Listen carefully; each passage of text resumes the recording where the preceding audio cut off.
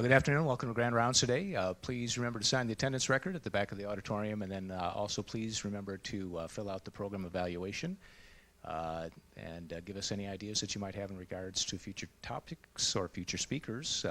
Actually, today's topic was suggested from the audience a few months ago. Today, it is my pleasure to introduce Dr. Hugo Rivadeneyra. Dr. Rivadeneyra is the newest member of the Department of Endocrinology at McFarland at MGMC. He did his internal medicine residency at Advocate Illinois Medical Center in Chicago before moving to Cleveland, where he did his endocrinology fellowship at Metro Health Medical Center. And as I mentioned, he kindly has accepted our invitation today to update us on hyperparathyroidism. And please join me in welcoming Dr. Rivadeneyra. Thank you, Dr. Palmer. Okay. Hello. Can you hear me? There you go. Good afternoon, everybody. So today we're going to talk about a very common reason for consult in the endocrinology setting. So we're going to talk about hyperparathyroidism. I have no disclosures. Okay, so a little bit of history. The history of the hyperparathyroidism started back in the 1850s, 1900s, when Sir Owen discovered the first parathyroid gland on an Indian rhino. Back in 1877, it was discovered in humans. By the end of the 1800s, they were starting to describe some bone diseases, bone Recklinghausen. Back early 1900s, they started to notice that patients who accidentally had parathyroid gland removed would develop tetany, and this was later described to be from the hypocalcemia. So they started to kind of know what was the relationship and the function of these glands. 1925, they actually were able to discover the active gland extract, and after that they started to describe the pathophysiology of the hyperparathyroidism by virtue of Irwin and Albright. Back in, again, this year, they performed the first parathyroid surgery. And then they started to, with advancement of genetics and the coding, they started to describe the synthesis and the structure of the hormone. And one of the important things that we always use in the diagnosis, and especially when we're planning the treatment and the management of hyperparathyroidism, is the sestamibi scan that I will talk about a little later, but you may have heard of that. And that was found during the late 1980s, 1990s. To talk about the parathyroid, we definitely have to talk about calcium because they go together. We know that this is an essential cation. The extracellular calcium is required to maintain the normal function of the various systems like the nervous system, the musculoskeletal system, and the blood coagulation. And this is also part of the complement system. The intracellular calcium is needed for many enzymatic processes. This preserves the integrity of the cellular membrane and regulates many endocrine and other secretory activities. And of course, very closely related to the bone metabolism. This calcium is combined with plasma proteins in 40%. It will be combined with other anionic substances, or it will other not ionized substances in 9%. But 50% of this calcium will be ionized and diffusible. So, and this is very important because I will talk about this soon. When we want to test and when we want to see what's going on with the patient and the patient's calcium. Again, calcium and parathyroid, very close to the bone metabolism. For this, many factors and many substances will play a role. The parathyroid hormone, the calcium, the phosphorus, vitamin D, calcitonin. And the organs involved in this whole process are essentially the bone, the kidneys, and the intestine. We all know the parathyroid glands are 4 small glands located behind the thyroid gland. They measure about 3 to 6 millimeters, and they have a thickness of 2 millimeters. They are often accidentally removed. This is something very common, and we can achieve normal calcium regulation with at least 2 of these glands. The parathyroid glands are composed of the chief and oxyphil cells. The chief cells are actually the ones who secrete the hormone, and we still don't know what the oxyphil cells' real function is, but overall this will be the responsible for the calcium homeostasis, especially in the kidney and the bone. This is a graphic of the parathyroid hormone and how it looks. The parathyroid actions, as we know, the main function that the parathyroid hormone will have is to increase the calcium, and it will do this by regulating the intestinal absorption of especially the vitamin D and the renal absorption of the calcium and the excretion of phosphorus. It will also play a role, and it will take that calcium out of the bones to regulate that homeostasis, and we call that osteolysis.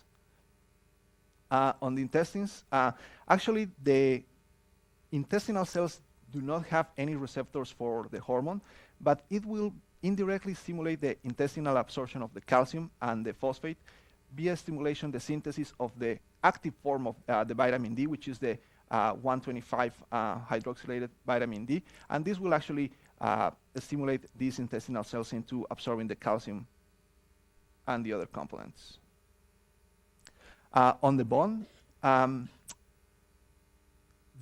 osteoblast or the bone cells or the osteoclasts or the osteocytes do not really have PTH receptors, but this PTH will indirectly stimulate the osteocytic membrane, allowing the calcium to diffuse. It will stimulate the osteoblast, which then will activate the osteoclast with a signaling system. And this is why this indirectly stimulates the formation of new osteoclasts. And that's where we get the calcium from. Both cell lines will actually, because of this pump, will be activated, but the activity of the osteoclast is bigger than the osteoblast activity. The osteoclasts, because of this, are the only cells that can release calcium. So in overall, the net bone resorption is stimulated, and the net release of calcium from the bone is happening. How does it work on the vitamin D, and why is it so closely related?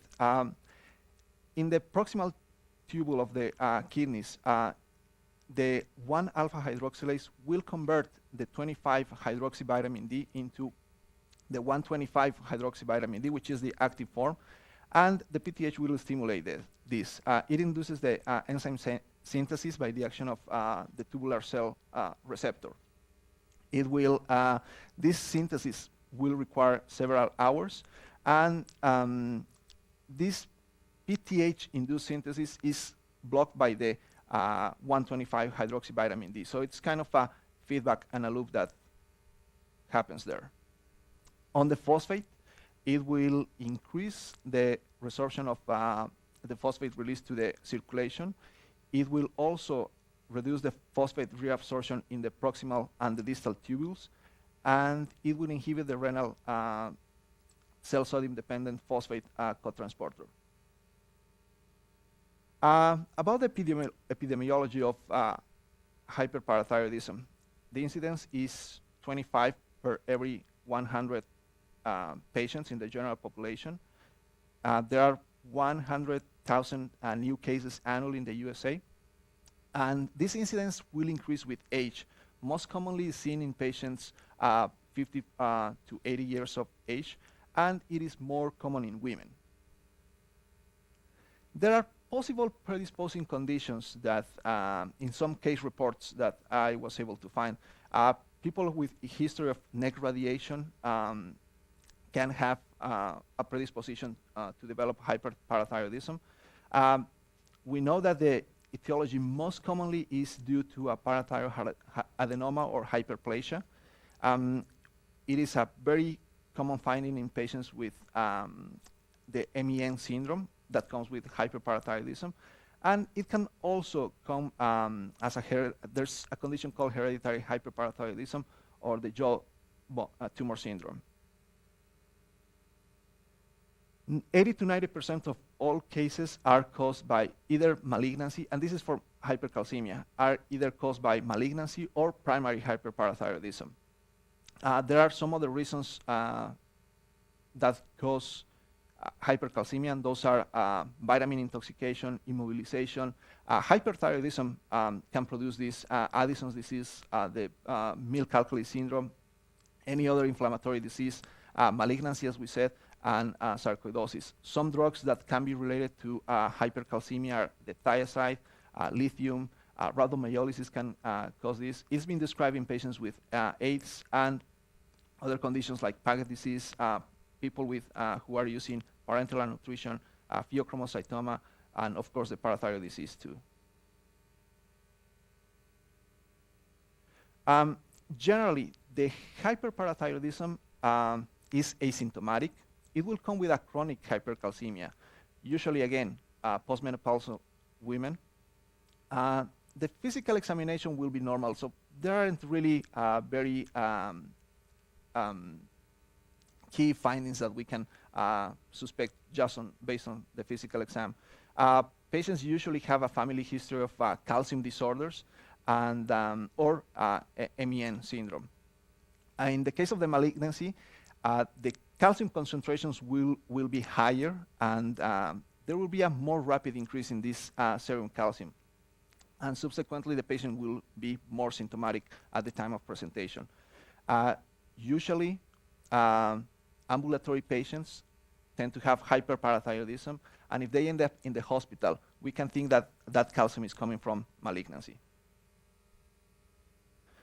The primary hyperparathyroidism, it's usually due to an adenoma. Again, it only presents with small elevations in the serum calcium, usually around the 11 or less than that. And sometimes these values can be high normal. It may require multiple measurements to really make a diagnosis of hyperthyroidism because the calcium can fluctuate from different factors. Dehydration can be one of them, so we always want to make sure that the patient has a real high calcium. And we can do this also by correcting the calcium with the albumin, because in patients who have some abnormalities in the albumin, we can really have either an abnormal or erroneous calcium measurement. One described issue or one described condition is the parathyroid crisis. This is very uncommon, but can be acute, and it can come with symptomatic hypercalcemia without any other presentation in the past. The secondary hyperparathyroidism, on the other hand, is usually seen in patients with CKD.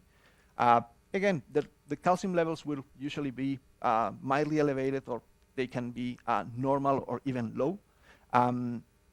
There is also something called the tertiary hyperparathyroidism, in which the parathyroid glands decide to become hyperplastic due to an autonomous overproduction of parathyroid hormone.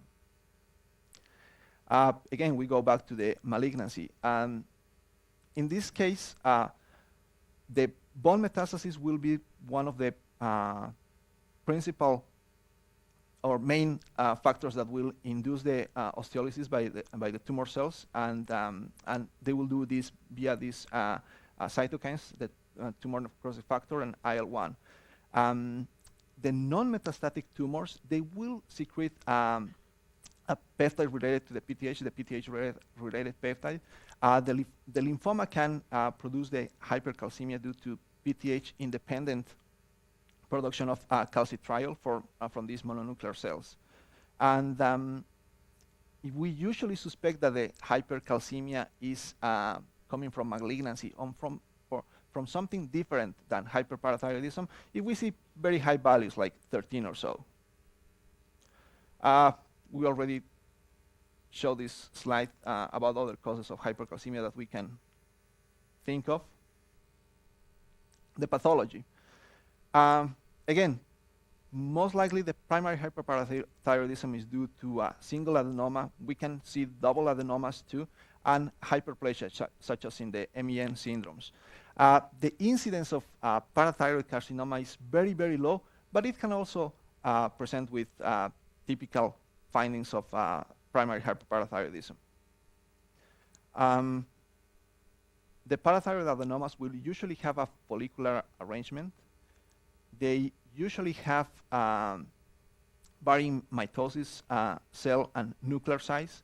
They can have external or hypercellular tissue, and a second normal gland can be identified usually when we find one adenoma.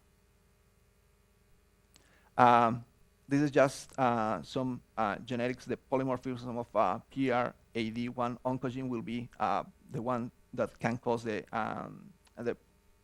turn into adenoma. And in the case of the MEN1 suppressor gene, this could be related to 50% of the adenomas, and it is most commonly due to the arranged gene. The parathyroid hyperplasia, on the other hand, it will show that all the parathyroid glands are enlarged. These glands can vary in size, and chief cells are more commonly seen and clear in cell hyperplasia, and it will have little stromal fat. So how do we diagnose a patient with primary hyperparathyroidism? The first thing is that when we confirm that the calcium is indeed high, the first thing that we want to check is the parathyroid hormone. This PTH will be elevated in 90% of the patients, but the other 10% can present with normal parathyroid levels, but they can still have primary hyperparathyroidism.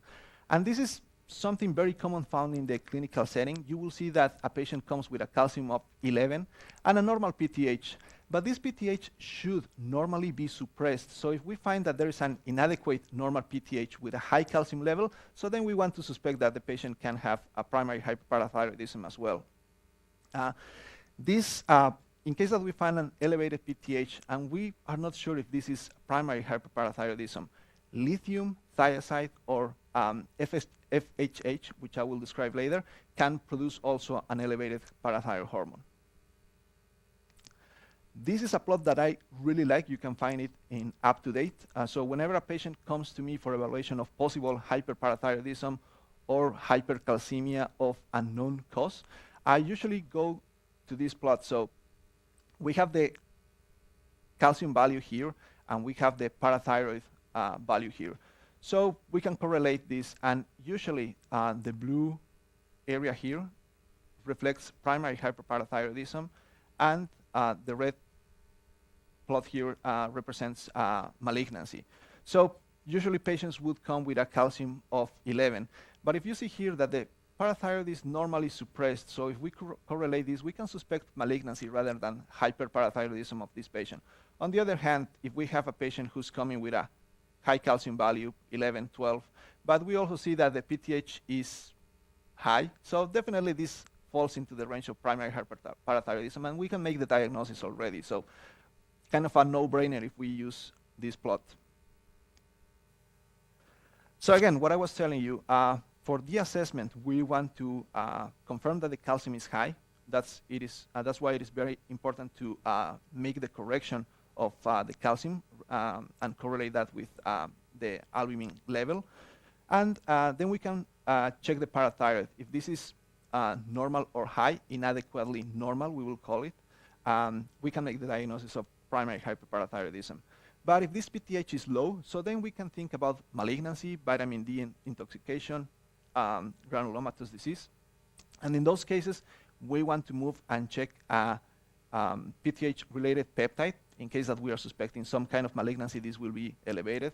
We want to check and make sure that the patient hasn't been taking too much vitamin D because vitamin D intoxication can produce this. And we want to check both the 25 hydroxyvitamin D and the active form, the 125 hydroxyvitamin D.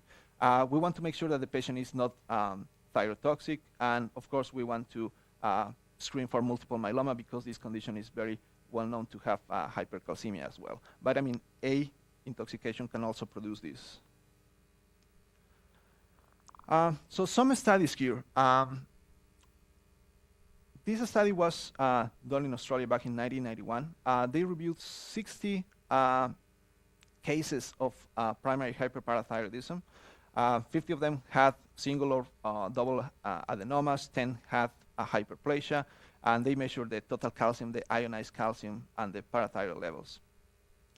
40 patients, which was close to 80% of the patients, had an elevated total calcium, and 22% of those patients had a normal total calcium.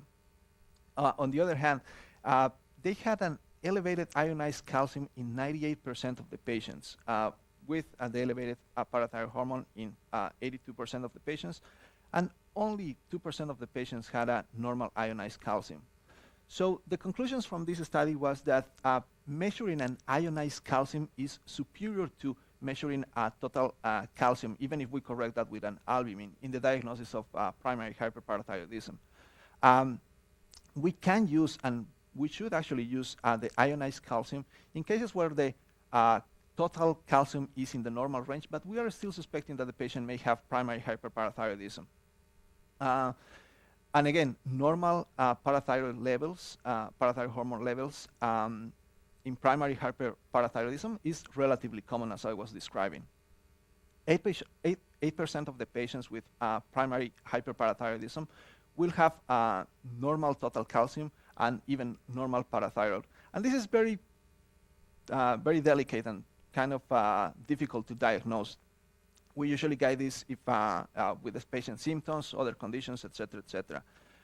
There is a condition, a very well-known condition known as normocalcemic primary hyperparathyroidism, in which we can find this, that the patient has normal calcium levels, but by some reason we measure a PTH and it was found to be high. Again, another important factor for the PTH regulation is the vitamin D. As I was telling you in the on the prior slide, we want to check the 125 vitamin D because this can be found in patients with a normal vitamin D, but in patients who can have diseases such as sarcoidosis or lymphoma, and in that case we want to make sure that we have an X-ray just to make sure that the calcium is not coming from there. We can also evaluate the phosphate. Generally, this phosphate is typically low in primary hyperparathyroidism, but it can also be low in malignancy if this PTH-related peptide is elevated too. But we can see a normal or mildly elevated phosphate in cases of granulomatous disease, vitamin D intoxication, thyrotoxicosis, immobilization, milk alkali syndrome, etc. So the phosphate actually helps into the diagnosis of primary hyperparathyroidism, especially if we see it low, high PTH, high calcium. There's no way to get lost there. So again, if we find that a high serum calcium, we want to first check if this hypercalcemia is real. We either repeat the calcium, we can check an ionized calcium, and we always make sure that we want to check and correct based on the albumin level. We get a careful history of medications. Remember that lithium, hydrochlorothiazide, vitamin D or A can produce hypercalcemia. If we ruled all of this out, so then we measure PTH. If the PTH high, again, it's a no-brainer. It could be a primary hyperparathyroidism. However, we want to measure a vitamin D at that time because vitamin D deficiency can normally elevate the PTH levels. And if this vitamin D is low, maybe the first thing that we want to do is to correct that vitamin D deficiency and recheck a PTH after we have normal levels of vitamin D. This is just a summary of everything we went through so far. So primary hyperparathyroidism, we will have a normal to elevated PTH, high calcium. Secondary hyperparathyroidism, the calcium will actually be either low or normal. And in tertiary hyperparathyroidism, we will have very high levels of PTH and a high level of calcium. One of the other instruments that help us a lot is the bone densitometry, and this is more towards management that I will speak a little later. So the reason that we treat hyperparathyroidism is because we want to avoid this. We want to avoid osteoporosis and risk of future fractures. What I was telling you before, the familial hypocalciuric hypercalcemia, it's usually a genetic and familial condition. Occurs 1% on the frequency of the primary hyperparathyroidism. The gene is located on the chromosome 3, and in 90% of the cases, and on chromosome 19 in 10% of the cases. This gene codes for the calcium in the parathyroid cells, the kidney, and the cortical thick ascending lymph cells, and possibly on some other tissues. 50%, there's a 50% reduction in the calcium expression in the parathyroid and kidney, and 20% increase in the set point of the calcium regulated in the parathyroid release. The excessive calcium resorption is in the cortical ascending lymph will be one of the characteristics of this condition, and there is a decreased sensitivity to the calcium in other organ systems that will make the calcium be high on the test results. There is usually a mild elevation of both the ionized and the total calcium. The phosphate is usually normal or low normal. The magnesium will also be either on the upper normal or mildly elevated. And there is usually a normal vitamin D and the active form of the vitamin D. Again, we will see that the PTH is inappropriately normal, and the ratio of the calcium to creatine in clearance will be one of the instruments that will help us differentiate these two conditions. So generally, in patients with primary hyperparathyroidism, this ratio will be more than 0.01, and we can check that by a 24-hour urine calcium and creatinine. And in 80% of the patients with FHH, it will be less than 0.01. Generally, patients with FHH, we just have to monitor. They usually don't develop any complications from the hypercalcemia. The hypercalcemia recurrence is high, even if we do a parathyroidectomy, and this is because it is not really a condition coming from the parathyroid glands. And so FHH shouldn't be treated surgically. Now, there's another condition that can come with this, and that is the parathyroid carcinoma. 30 to 70% of the patients will come with a palpable hard mass on the neck. Patients will come, 50% of these patients will come with kidney stones, and osteoporosis in, again, 40 to 90%. The total calcium will be 3 to 4 milligrams per deciliter above normal. So this is a very high calcium. We're talking about levels around the 13, 14. The parathyroid will also be very, very high. And this can also show some elevated alpha and beta subunits of HCG. The surgical treatment is what we need in this condition. We will do a block excision of the lesion. We will do an ipsilateral thyroidectomy as well. We will try to resect all the adjacent tissues that are adherent to the tumor, and we're going to do something called skeletonization of the trachea. And of course, we have to remove the lymph nodes. They have seen that the parathyroid carcinoma is not really radiosensitive, and the chemotherapy results have been very disappointed. So surgeries, and this one has kind of a poor prognosis. So let's talk about the natural history of primary hyperparathyroidism, and we're going to talk about what we should do and what would happen if we just monitor versus treating this condition. There is another study conducted at Columbia University. These followed patients without treatment with hyperparathyroidism and patients who had a parathyroidectomy, and see what were the differences there. So the patients who didn't receive any treatment, they didn't really have any significant values in the total serum calcium after the 10-year follow-up, neither from the PTH. The vitamin D, the alkaline phosphatase, and the 24-hour urinary calcium at the end didn't change much. The same for the bone density on the spine and the femur. But 21% of these patients actually had more than 10% decrease in the bone mass density, and 27% of these patients had some evidence of disease progression. 27 of these patients again showed disease progression from the PTH. 2 of them developed marked hypercalcemia, and 8 of them developed marked hypercalciuria. So this is what tells us something very clear here. So after the parathyroidectomy, the patients who underwent surgery, 100% of these patients achieved normal serum calcium levels, normal parathyroid calcium levels, alkaline phosphatase, and the 24 urine calcium.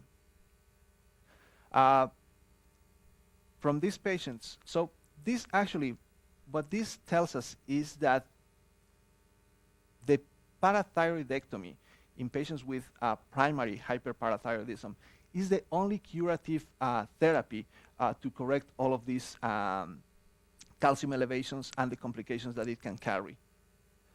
70% of these patients with nephrolithiasis with treatment had a recurrence. It was difficult to obtain the data from untreated patients in regards of nephrolithiasis. But 0% of these patients, 0 out of the 12 patients with nephrolithiasis who underwent the parathyroidectomy had a recurrence over the 10 years. So in the literature, there's 90% reduction in stone recurrence following the surgery. This is another study in Sweden, and they concluded that cardiovascular disease symptoms actually improved after the patients underwent parathyroidectomy. Another study from Austria showed that following parathyroidectomy, many patients had better mental performance, and there was improvement in the cognitive function of these patients who initially presented with hypercalcemia, hyperparathyroidism, and then underwent surgery. This is another study that concluded that the health status in general, impaired by the calcium level, was improved also after the surgery. So many studies that have shown that following parathyroidectomy, many of the symptoms improved significantly. Before we treat the hyperparathyroidism, we have to make sure that we are treating the hypercalcemia and that we don't need to urgently treat this. Again, if a calcium level is more than 14, that usually requires treatment immediately, regardless of the symptoms. Primary hyperparathyroidism, because it usually is a chronic condition, patients can tolerate calcium levels that are running between the 12 and 14 milligrams per deciliter. And acutely, this elevation, even not mild elevations, but moderate elevations, can lead to altered mental status as well. So this is just more something pertaining to the hypercalcemia. So if it is mild hypercalcemia, we can always treat with hydration, and but hydration hasn't really solved too much the hypercalcemia. We can treat Lasix. If this is moderate, we can use bisphosphonates. If it is severe or life-threatening, we definitely need hydration. We can use calcitonin. Mitramycin, which isn't really used because of its toxicity, we can use bisphosphonates and steroids as well. Again, as I mentioned before, the hypercalcemia secondary to malignancy has a very poor prognosis after this is diagnosed. So, as we mentioned, the curative treatment for hyperparathyroidism is surgery. But before going to surgery, we have to complete some studies after we diagnose primary hyperparathyroidism. Again, these are localization studies, so we cannot really make a diagnosis of primary hyperparathyroidism with these localization studies. They just are a very great, they are a great tool for planning the surgery, actually. So it is essential to always establish the biochemical diagnosis first, and we do this by all the tests that we mentioned before. Then we establish the need for therapy, so we can discuss this with the patient. Again, telling them that the only curative way will be to go to surgery. If the patient has remained asymptomatic, the calcium levels are mildly elevated, they are stable. I have patients that usually have normal calcium levels in between high levels. So I tell these patients that maybe we can monitor under the, and I will tell you what we should do if we just monitor. Under the risk that they can develop kidney stones, they can develop osteoporosis, which is what we want to prevent with the surgery. So after we establish this need for therapy, we go ahead and do the localization studies. And then we proceed to the surgery or other alternatives like ethanol ablation, which I will show you later. So this is the location of the parathyroid glands. Just when we are planning for the surgery, we want to localize which one is the gland to blame, because remember that we have 4. So the superior parathyroid glands are 70% of the time located in the mid portion of the thyroid lobe, but there will be some atypical locations, like 10% of the cases they can be located in the upper pole, around the carotid sheath, 1%, and 11% can be paraesophageal. So the first study that we get for localization is the sestamivy scan. So this tracer diffuses passively through the cell membranes and accumulates in the mitochondria and following the negative membrane potentials. The accumulation in the abnormal parathyroid is dependent on the blood flow, the metabolic rate, and the P glycoprotein expression. So this glycoprotein is a membrane transport protein. This is responsible for the exocytosis of chemotactic agents. And the positivity of this protein expression may account for the sestamivy uptake in the adenomas.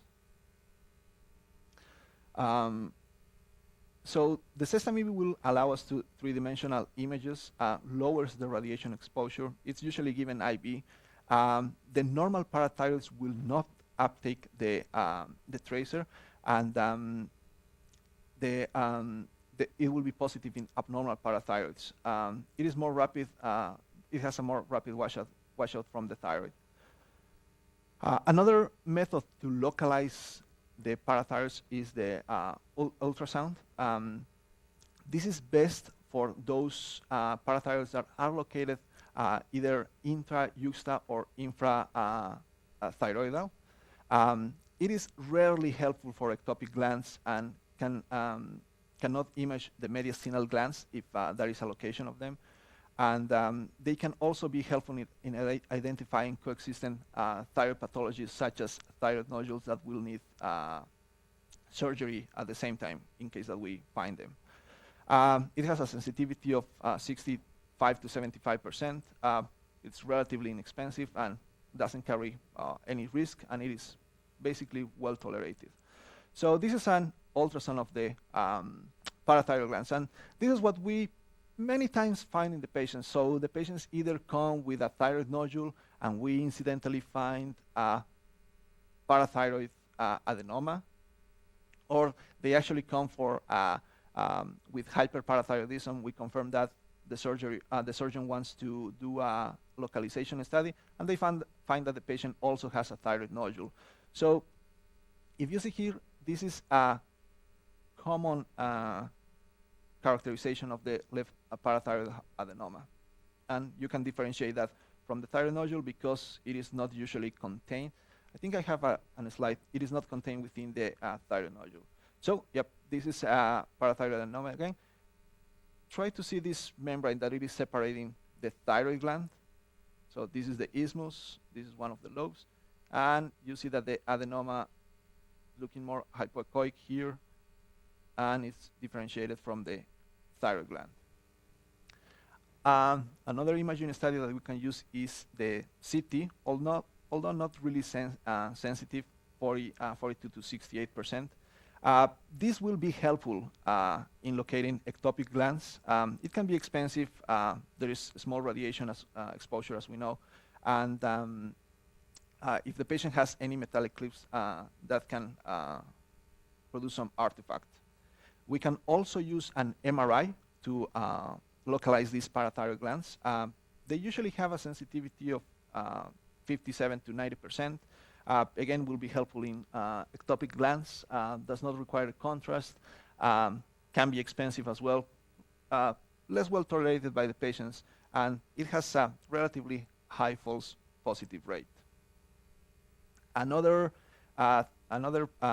procedure that we can do to localize these parathyroid hormones is the venous catheterization.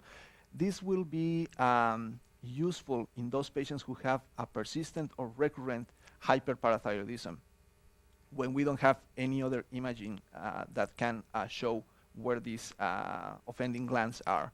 The sensitivity is up to 80%, and it can be expensive, and of course, it is invasive. We can also do a fine needle aspiration, especially if we are suspecting that this parathyroid has some worrisome characteristics.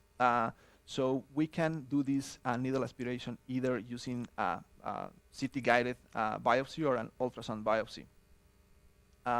We can check for the cells, we can measure the PTH, and we can also do an immunohistochemical PTH staining. Sometimes when we do a biopsy of the parathyroid, it can be very difficult to distinguish from the thyroid, from the normal thyroid cells. And it will be an accuracy in identifying parathyroid tissue around 60%. But the PTH bioassay will have 100% accuracy, the same as the immunohistochemical accuracy. So we diagnose that the patient indeed has high calcium, has primary hyperparathyroidism. We did the localizing studies. So now we are going to see some indications for surgery and what we found through the time. So back in 1990, the indications for surgery were on those patients who had hyperparathyroidism together with these conditions, kidney stones, severe neuromuscular disease, osteolysis fibrosa cystica was another condition. So they recommended that a calcium level 1 to 1.6 above the normal level should be recommended for surgery. If there was a more than 30% reduction of the creatinine, if the 24-hour calcium collection was more than 400, or if we had a Z-score on the bone density scan less than 2, and patients with ages less than 50 were recommended to have surgery. Most of these recommendations are still in place, and I will show you a slide about that.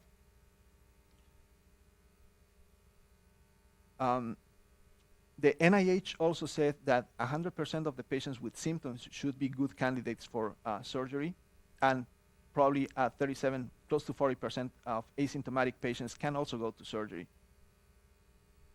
Back in 2002, there was a workshop to discuss about asymptomatic primary hyperparathyroidism, and they concluded what I just mentioned, that all patients with symptoms with acceptable operative risk should go, and only selected asymptomatic patients can also be recommended to go to surgery. So this is very, very important. When do we send our patients to surgery after we find that they have primary hyperparathyroidism? So the first indication is if we see that the calcium is 1 milligram per deciliter above the higher end for the reference range. If the urine calcium is more than 400 milligrams a day, this will be tested by the 24-hour urine calcium. And if the patient has history of kidney stones or is at risk of developing kidney stones.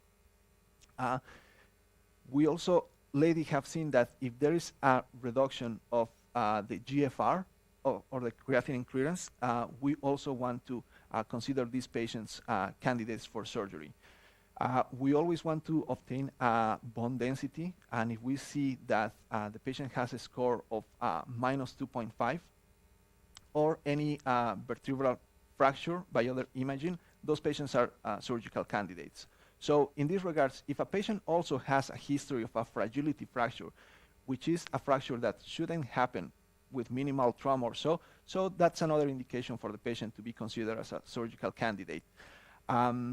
If we are not decided if the patient or the patient doesn't want to go to surgery, I always recommend to check a vertebral X-ray just to make sure if the patient didn't develop subacute fractures that he didn't notice, that it was just manifested as mild pain, because we have found that many patients can have these subacute fractures, and there is another indication to send them to surgery.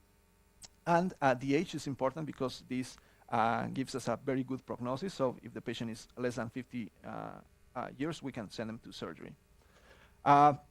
Usually, this surgery will be a standard open for gland exploration. It can also be done as a minimally invasive, and in some centers they use endoscopic parathyroidectomy. During the surgery, we can do an intraoperative PTH assay. These bloods are drawn initially before the surgery, before the incision. The pre-excision sample is drawn after mobilization and just before the parathyroidectomy, and post-excision sample is drawn at 5 minutes, 10 minutes, and PRN after the parathyroidectomy. PRN means that if we don't achieve and I will show you this, if we don't achieve a normalization of the PTH level, maybe we have to explore another gland. The PTH, the parathyroid gland manipulation can actually also cause the rise of the PTH level, and this can give us false results. We don't need any further exploration until the PTH is adequately dropped and the manipulation of the glands have been remained normal. The criteria for prediction of success is if the intraoperative PTH drops more than 50% on the highest pre-op or pre-excision within the 10 minutes of post-excision. 88% of the patients meet this criteria at 5 minutes, and 95% of the patients meet the criteria at 10 minutes. So here we can see a patient who preoperatively had a PTH of 185, pre-excision 238, and this could have been from the manipulation. And after the 5 minutes of the excision, it went down to 68%, and then at 10 minutes, 48, and that's a predictor of success. So that means that we got the right parathyroid gland that was offending or resulting in hypercalcemia. This is another example of a patient who had pre-excision parathyroid levels of 94.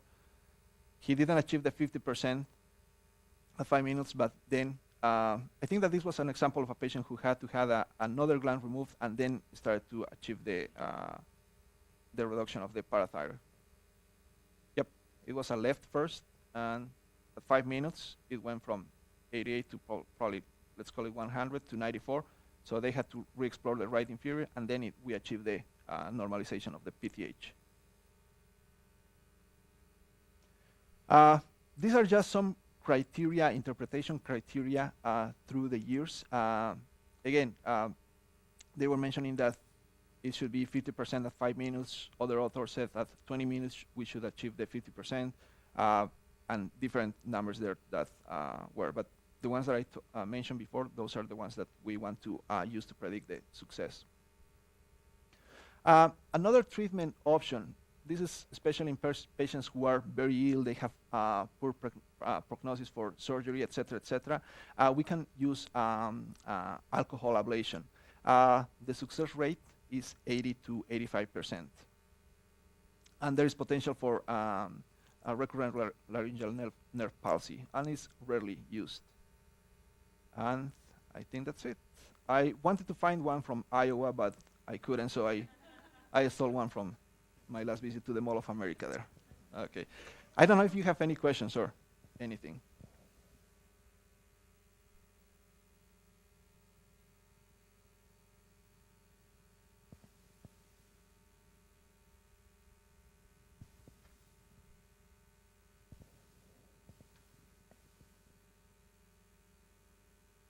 Oh, one thing I should mention, what if a patient doesn't want to go for surgery? He has confirmed primary hyperparathyroidism, but he says like, or maybe he's a poor candidate and we don't really do ethanol ablation here. So in those cases, we want to always check that the calcium is not going too high. Number two, we want to monitor those patients with a yearly kidney ultrasound just to make sure that they are not developing kidney stones. We want to check a yearly X-ray of the back just to make sure that they are not developing any subacute fractures. And we also want to check the routine bone density scan just to make sure that they are not developing osteoporosis. There is no substantial data, and there are no guidelines that say how we can treat medically these patients, but some author says that we can use bisphosphonates to both prevent the osteoporosis, and they have seen that in theory it can decrease the levels of the calcium. And also hydration is key. We want the patients to make sure that they are drinking enough water so they can keep that calcium level in the normal range or close to normal range. But again, we always want to tell the patients that the only curative therapy is surgery for their condition.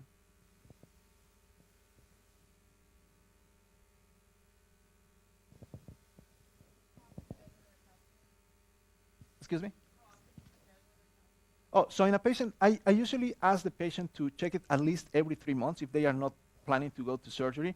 But we can check it every month if we see that the calcium is uptrending or so. But 3 months is, I think, reasonable. If you have a patient on a thiazide and you see a little bump in the calcium, 11, 11.1, PTH is a little bit high, would you take them off the thiazide, or given the potential benefit of the bone density, would you leave them on it? Or? Yeah. So whenever we're suspecting hyperparathyroidism in a patient who is on thiazide, we usually want to take them off the thiazide just for testing reasons. We just want to check confirm the urinary calcium and recheck a calcium level without the thiazide, just to see if that is confounding the diagnosis. After we make this diagnosis, the patient can still continue taking the hydrochlorothiazide because that won't affect too much, especially if we're not going to do anything but just monitor. Could you explain the correlation between the hypercalcemia and altered mental status? Yeah, so what happens is that, as you know, that the calcium has several actions on the neuromuscular system. So one of them, if the calcium is too high, patients typically present to the ER with altered mental status. And when we found that the calcium is very high, so we can say that this alteration or the function in the cell membrane transmission in the neurons has been altered, and that's why the patients come usually obtunded or they can come with some degree of confusion, but generally if the calcium is too high, they will come even in a coma too. Sure.